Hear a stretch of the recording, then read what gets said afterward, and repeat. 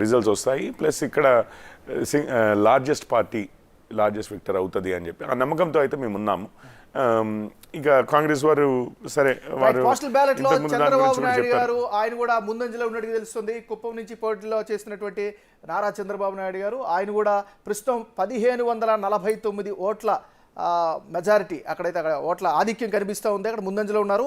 Postal బ్యాలెట్లో Kuppam నుంచి పోటీ చేస్తున్నటువంటి చంద్రబాబు నాయుడుకి సంబంధించిన అప్డేట్ మనం చూస్తున్నాం.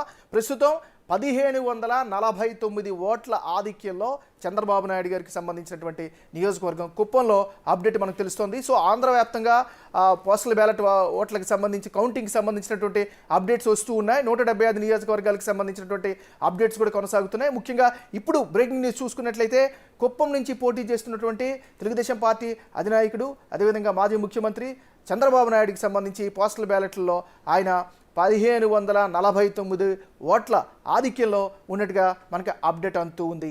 సో దీనికి సంబంధించింది. ఇక తెలంగాణకి సంబంధించిన కూడా అప్డేట్ కూడా కొనసాగుతోంది. సో ఇప్పటివరకు మనం కూడా అప్డేట్ చూస్తూ ఉన్నాం. సో చర్చను కొనసాగిద్దాం. కిషోర్ గారు సారీ చెప్పండి. సో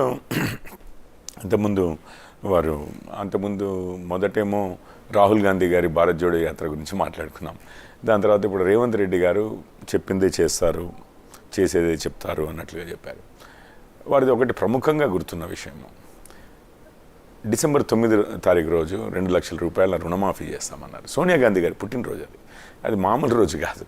వారికి ఇక దేవత, ఇక ఏం దేవత అనేది అది టైం ప్రకారం మారుతూ ఉంటుంది రేవంత్ రెడ్డి గారికి. కానీ బట్ వారి దేవత, ఆ దేవత పుట్టినరోజు రోజు 2 లక్షలు రుణమాఫీ చేస్తామన్నారు. ఇంతవరకు దిక్కు దివానం లేదు, అది మనకు తెలిసిందే. ఈరోజు అంతే ఘంటాపదంగా, ఆ రోజు డిసెంబర్ 9 ఎంత గట్టిగా చెప్పారు, ఈరోజు అంతే ఘంటాపదంగా ఆగస్టు 15 లోపు అంటారు. ఆగస్టు 15 వచ్చేసరికి ఏమవుద్దో మనకు తెలియదు. సో రైతులే అనుభవించారండి. ఇటు రైతు భరోసా లేదు, 15,000 ఇస్తామన్నారు.